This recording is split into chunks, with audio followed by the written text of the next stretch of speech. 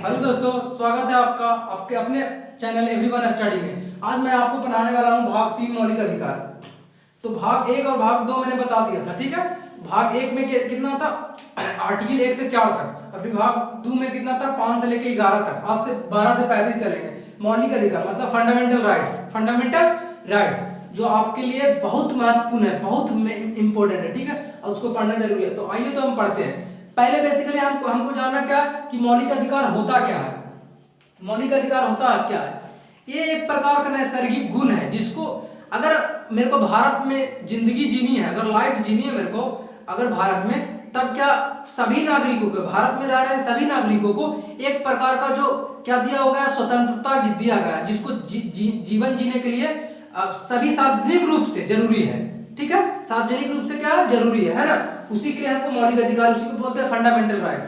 इसी fundamental rights के चलते ही मुझे बहुत सारे हक मिलते हैं सरकार से, है ना, जो 12 से लेकर 35 तक दिया गया है, ठीक है। ये नैसर्गिक गुण होता है। जैसे ही बच्चा पैदा होता है, मतलब हम लोग पैदा होते हैं, वैसे ही मेरा जो मौलिक अधिकार होता है वो हमको मिल जाता है।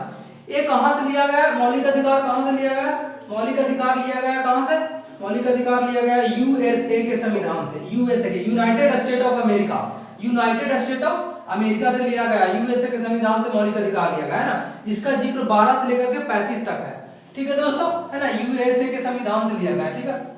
और देखिएगा इसमें कि मौलिक अधिकार बेसिकली 7 थे। जब संविधान शुरू हुआ था तब उसमें जब मौलिक अधिकार जब डले थे तब उसमें मौलिक अधिकार 7 था, लेकिन मौलिक अधिकार को 7 से घटा करके क्या कर दिया गया, 6 कर दिया गया। 6 कैसे कर दिया गया, जो एक आग के देखिएगा, है ना, कि कैसे हो गया 6, है ना। तो पहला देखिएगा, पहला जो मौलिक अधिकार था जो क्या था, समानता का अधिकार। पहला क्या था दोस्तों, समानता का अधिकार या समता का अधिकार, है ना, इक्वलिटी, है ना, इक्वलिटी, ठीक है। 14 से लेकर के 18 तक, है ना, 14 से अनुच्छेद 14 से लेकर 18 तक। दूसरा क्या है दोस्तों, स्वतंत्रता का अधिकार, है ना, 19 से लेकर के 22 तक, 19 से लेकर के 22 तक। शोषण के विरुद्ध अधिकार 23 से लेकर के 24 तक, है ना। धार्मिक स्वतंत्रता का अधिकार 25 से लेकर के 28 तक। शिक्षा और संस्कृति का अधिकार 29 से लेकर के 30 तक। और फिर छठा हो गया संपत्ति का अधिकार, जो अनुच्छेद 31 में था, इसी को अब क्या कर दिया गया, हटा दिया गया। तो आपका टोटल कितना हो गया, 1 2 3 4 5 और 6। और 7वां है क्या, संवैधानिक उपचार का अधिकार। मतलब जो 1 को हटाया तो कितना हो गया, अब टोटल 6 मौलिक अधिकार। आपसे अगर कोई सवाल पूछे कि कितना मौलिक अधिकार है तो 6 है। संपत्ति के अधिकार को क्या कर दिया गया, हटा दिया गया, है ना। संपत्ति के अधिकार को क्या कर दिया गया दोस्तों, हटा दिया गया, ठीक है। तो देखिएगा, ध्यान दीजिएगा, हटा दिया जिसको अनुच्छेद 31 में पहले था, अब इसको हटा करके कहां कर दिया गया, हटा करके इसको अनुच्छेद 300 का में डाल दिया गया। अनुच्छेद 300 के कितना में डाल दिया गया, का में डाल दिया गया, है ना। और इसको क्या, अब इसको मौलिक अधिकार नहीं बोलते हैं, अब संपत्ति के अधिकार को क्या बोलते हैं, कानूनी अधिकार। क्या बोलते हैं दोस्तों, कानूनी अधिकार बोलते हैं, ठीक है। आई होप कि आप समझ रहे होंगे, ठीक है। 7वां है संवैधानिक उपचार का अधिकार। तो और जो अनुच्छेद 32 में है ना। आप कहिएगा कि सर आप तो बोले कि 12 से 35 तक है, तो ये तो 32 तक हुआ, तो 33 34 और 35 कहां गया। तो 33 34 और 35 भी बताएंगे जगह जब आएगा तब कि 33 34 और 35 में क्या है, ठीक है। आप केवल मेरे साथ बने रहिए, ठीक है, वीडियो के साथ, है ना। हर चीज हम आपको एक्सप्लेन करके बताएंगे। अगर आपको कोई चीज मेरे से छूट जाए तो आप कमेंट करके बोल सकते हैं ना। तो पहला आते हैं समानता का अधिकार में। आइए दोस्तों एक एक करके चलते हैं। पहला है समानता का अधिकार, समानता का अधिकार या समता का अधिकार। समानता का अधिकार और समता या समानता का अधिकार 14 से लेकर के 18 तक है। आप बोलिएगा, आप हमसे बोल सकते हैं कि सर 12 और 13 पहले भी छूट गया और लास्ट में आपने 32 तक ही बोला संवैधानिक उपचार का अधिकार। 33 रह गया, 34 रह गया, 35 रह गया। इसके पहले 12 है, 13 है और 14 है। तो आप देख लीजिएगा, पहले इससे पहले समानता का अधिकार में आने से पहले हम अनुच्छेद 12 देखेंगे। अनुच्छेद कितना देखेंगे दोस्तों, अनुच्छेद 12। तो देखिएगा अनुच्छेद 12 में क्या है, अनुच्छेद 12 में क्या है, ठीक है। अनुच्छेद 12 क्या कहता है, अनुच्छेद 12 में क्या है, परिभाषा है ना। इसमें क्या है, परिभाषा है केवल, है ना, बताया गया है कि क्या होता है। ठीक है, डेफिनेशन दिया हुआ है। 12 में केवल क्या गया, मौलिक अधिकार एक होता है, मतलब डेफिनेशन है। ठीक है, तो 12 तो चल गया, ठीक ना। अनुच्छेद 13 देखिएगा। अनुच्छेद 13 क्या कहता है दोस्तों? अनुच्छेद 13 कहता है अल्पीकरण की बातें, अल्पीकरण की बातें। ठीक है, अनुच्छेद 13 क्या कहता है दोस्तों? अल्पीकरण। अनुच्छेद 13 क्या कहता है दोस्तों? अल्पीकरण। ठीक है, अब अल्पीकरण क्या आपको तो नहीं समझ में आया, तो मैं बताऊंगा अल्पीकरण किसको कहते हैं। अल्पीकरण का मतलब है वैसा मौलिक अधिकार, वैसा मौलिक अधिकार जो दूसरे मौलिक अधिकार को, जो दूसरे मौलिक अधिकार को, वैसा मौलिक अधिकार जो दूसरे मौलिक अधिकार, जो दूसरे मौलिक अधिकार का रुकावट, रुकावट, रुकावट या प्रतिषेध करता हो, या प्रतिषेध करता हो, प्रतिषेध करता हो, वैसे वैसे मूल अधिकार को, वैसे मूल अधिकार को हटा दिया जाएगा। वैसे मूल अधिकार को क्या कर दिया जाएगा दोस्तों? हटा दिया जाएगा, है ना। मेरे कहने का मतलब आप समझिए, अल्पीकरण का मतलब अनुच्छेद 13 में यही कहा गया कि वैसा मूल अधिकार जो दूसरे मौलिक अधिकार का हनन करता है, मतलब उसका रुकावट पैदा करता है, दूसरा मौलिक अधिकार उससे दूसरा मौलिक अधिकार का दिक्कत है, तो वैसा अगर भविष्य में भी होगा ना तो उसको हटा दिया जाएगा। ठीक है ना, जैसे आप संपत्ति का अधिकार को ले लो, शुरू में तो संपत्ति का अधिकार क्या था? मौलिक अधिकार था, लेकिन अब तो संपत्ति का अधिकार हो गया। उस संपत्ति के अधिकार से लोगों को दिक्कत हो रही थी, सरकार को तकलीफ हो रही थी, है ना, इसीलिए उसको हटाना पड़ा। लोग कह देता था कि मेरा जमीन है, वो कह देता था कि मेरा जमीन है, हम आपको देवे नहीं करेंगे। ट्रेन बिछाने के लिए आया, पटरी बिछाने के लिए आया सरकार के लिए, उसको तो जरूरी है, बीच में रोड बनाना है, सार्वजनिक रोड, उसको देना है संपत्ति में, तो बोलेगा कि मौलिक अधिकार। और मौलिक अधिकार का हनन कभी नहीं किया जा सकता, उसको सीधे सुप्रीम कोर्ट में चल जाएगा, केस कर दीजिएगा, सरकार का भी केस ले लेगी, तो इसीलिए उसको संपत्ति का अधिकार बना दिया गया। ठीक है ना, तो वो हनन हो गया तो हटाया। अगर मान लिया जाए कि 6 अभी मौलिक अधिकार है, 6 में से अगर लगे सरकार को कि कोई भी मौलिक अधिकार दूसरे मौलिक अधिकार का हानि कर रहा है, तो उस 6 में से भी किसी को हटा सकता है। ओके दोस्तों, अगला चलिएगा। अगला क्या कहता है? अनुच्छेद 14। अनुच्छेद 14 कहता है दोस्तों, अनुच्छेद 14 क्या कहता है? अब अनुच्छेद 14 देखिएगा, समता का अधिकार, समानता का अधिकार। अब क्या आ गया? अनुच्छेद समता का अधिकार या समानता का अधिकार, है ना। अब इसको देखिएगा, 13 तक हो गया, अब तो 14 में चल सकते हैं। 12 में क्या कहा? परिभाषा, 13 में अल्पीकरण। 12 में परिभाषा, 13 में अल्पीकरण, है ना। 12 में परिभाषा, 13 में अल्पीकरण, है ना। 14 से देखिएगा, अनुच्छेद 14 क्या कहता है? अनुच्छेद 14 क्या कहता है ना। अनुच्छेद 14 कहता है क्या?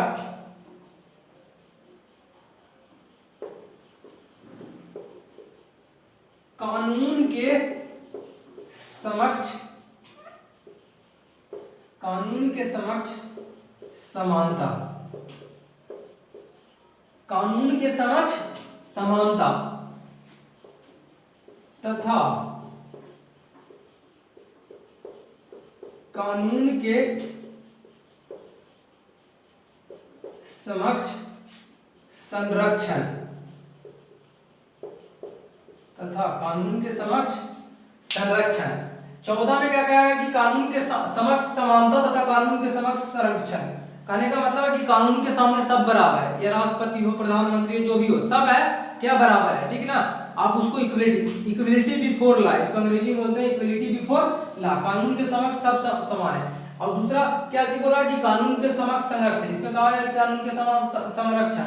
अब किसी को आप पकड़ के लेके चल गए, है ना, वो अगर कोई क्राइम किया, उसको पकड़ के लेके चल गए, तो पुलिस का भी कर्तव्य बनता है ना कि जब तक कि आपके रिमांड पर है, आपके यहाँ है वो, तो उसका संरक्षण करने का। पता चला कि लेकर के गया और कोई दूसरा कोई मार दिया, तो संरक्षण आप कहाँ दिए? इसीलिए इसको फिर से शामिल कर दिया गया, है ना। कानून के समक्ष समानता के साथ साथ कर दिया गया कानून के समक्ष संरक्षण। ठीक है, अब 15 में आते हैं। अनुच्छेद 15 क्या कहता दोस्तों? अनुच्छेद 15 क्या कहता? जाति, धर्म, जाति, धर्म, वंश, जाति, धर्म, वंश, लिंग, जाति, धर्म, वंश, लिंग तथा जन्म स्थान,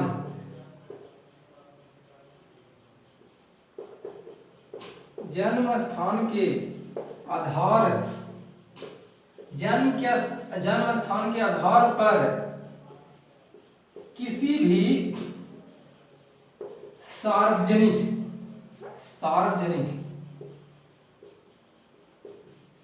किसी भी सार्वजनिक जगहों पर, किसी भी सार्वजनिक जगहों पर भेदभाव नहीं किया जाएगा, भेदभाव नहीं किया जाएगा। ठीक है दोस्तों, आई होप कि आप समझ रहे होंगे। कहने का मतलब कि अनुच्छेद 15 कहता है कि जाति, धर्म, वंश, लिंग तथा जन्म स्थान के आधार पर किसी भी सार्वजनिक जगहों पर क्या किया जाएगा? भेदभाव नहीं किया जाएगा। मतलब कहने का मतलब कि मंदिर है तो मंदिर सार्वजनिक जगह, अस्पताल सार्वजनिक जगह, स्कूल सार्वजनिक जगह, तो इस सब पर आप समानता नहीं कर सकते कि तू चमार है, तू कुम्हार है। मतलब कोई भी आप धर्म के नाम पर है उसको हम क्या कर सकते हैं कि आपको हम अंदर नहीं हिलने देंगे। वैसा कोई किसी के साथ करता तो कानूनन अपराध है वो, क्योंकि फंडामेंटल राइट्स के तहत आता है। समझ रहे? किसी से भी आप दुश्मनी नहीं कर सकते, है ना। सार्वजनिक स्थान पर उसका जितना अधिकार है ना, जितना छोटा आदमी का अधिकार है उतना भी बड़ा है। प्रधानमंत्री का अधिकार जितना मेरा भी अधिकार है ना। यही तो मौलिक अधिकार का ताकत होता है, समझ गए ना। अनुच्छेद 16 में आइए। ठीक है दोस्तों, अनुच्छेद 16 देखिए क्या कहता है।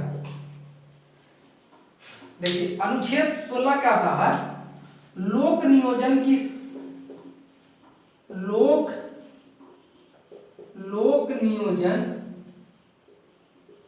समानता, लोक नियोजन की समानता, है ना।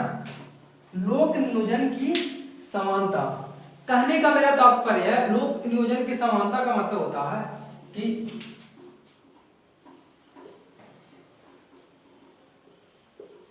सरकार द्वारा किसी भी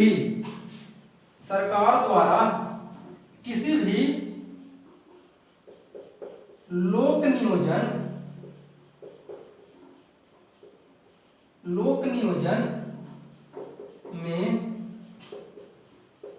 भेदभाव नहीं किया जाएगा, भेदभाव नहीं किया जाएगा, भेदभाव नहीं किया जाएगा। ठीक है दोस्तों, भेदभाव नहीं किया जाएगा। ठीक है ना। कहने का मेरा तो समझिएगा, सरकार द्वारा किसी भी लोक नियोजन में भेदभाव नहीं किया जाएगा। मतलब कि कोई भी नौकरी निकलेगा ऐसा नहीं है कि उसका अति दो, है ना। नौकरी में सब समान है ना। कोई भी जैसे रेलवे का जॉब निकला, है ना, एसएससी का जॉब निकला, तो सब उसमें समान है। लेकिन आप कहिएगा लेकिन इसमें कुछ एक्सेप्शन भी है। एक्सेप्शन क्या है? एक्सेप्शन क्या है? एक्सेप्शन का मतलब होता है अपवाद। अपवाद इसमें क्या है कि एससी, एसटी, ओबीसी को कुछ आरक्षण दिया गया है, कुछ आरक्षण दिया गया है। एससी, एसटी, ओबीसी और ओबीसी को कुछ आरक्षण दिया। मतलब कहने का मतलब कि नौकरी में समानता, सरकार कहती है कि नौकरी में सभी समान है ना, किसी को भी कोई ऐसा मतलब भेदभाव नहीं किया जाएगा। लेकिन अपवाद में वो भी ये भी कहती है कि जो नीचे तबके के जो लोग हैं, नीचे तबके का कहने का मतलब है कि एससी कैटेगरी के हो गए, ओबीसी कैटेगरी के हो गए, है ना, जो अपना वहन नहीं कर सकते ना, मतलब कि वो गरीब तबके के है ना, तो उसको कुछ छूट दिया जाएगा। ऐसा नहीं है, होता ना है कट ऑफ में, जैसे आपका कट ऑफ मार्क्स निकलता है किसी भी एग्जामिनेशन में आप देते हो, तो ओबीसी का कट ऑफ कुछ और रहता है, इसका कुछ और रहता है, वो तो भेदभाव किया जा रहा है ना। तो इसीलिए इसको एक्सेप्शन में किया गया ना, एससी, एसटी, ओबीसी को कुछ आरक्षण दिया जाएगा। ठीक है, एससी, एसटी, ओबीसी को कुछ आरक्षण दिया जाएगा। आगे देखिएगा दोस्तों, 16 तक हो गया। 17 देखिएगा दोस्तों 17 क्या कहता है, 17 कहता है छुआछूत का अंत, छुआछूत का अंत, है ना। डिमाइस मतलब इवोल्यूशन ऑफ क्या, छुआछूत का अनटचेबिलिटी, अनटचेबिलिटी से आप दूर रहे, छुआछूत का अंत, छुआछूत का अंत, है ना, कि किसी को भी आप, इसमें कुछ है नहीं, मतलब कि आप छुआछूत नहीं कर सकते कि ये फलाना जाति का है, जाति के नाम पर आप छुआछूत नहीं कर सकते कि आप नहीं छुएगा, आप ही मंदिर में नहीं घुसिएगा, मतलब कि इसमें क्या किया गया, टोटली छुआछूत का क्या किया गया, अंत किया गया, है ना। अब 18 में आ जाइए, इसमें कुछ नहीं धरा हुआ है, ठीक है। अब 18 में आ जाइए, है ना, 18 लास्ट हो गया ना। 18 क्या कहता है, उपाधियों का अंत, उपाधियों का अंत, क्या कहता है दोस्तों, उपाधियों का अंत, है ना। इसमें वो कहता है किसी भी भारतीय नागरिक को, किसी भी भारतीय नागरिक को किसी दूसरे देश से, किसी दूसरे देश अथवा किसी संस्थान द्वारा उपाधि नहीं दी जाएगी, नहीं दी जाएगी, है ना। अगर ऐसा आप करते हैं तो ये अपराध है, ठीक है। अगर आप ऐसा करते हैं तो ये अपराध है ना। किसी भी तहत, किसी के भी तहत किसी दूसरे देश से अथवा किसी संस्थान से आप उपाधि नहीं ले सकते। इसमें भी एक्सेप्शन है।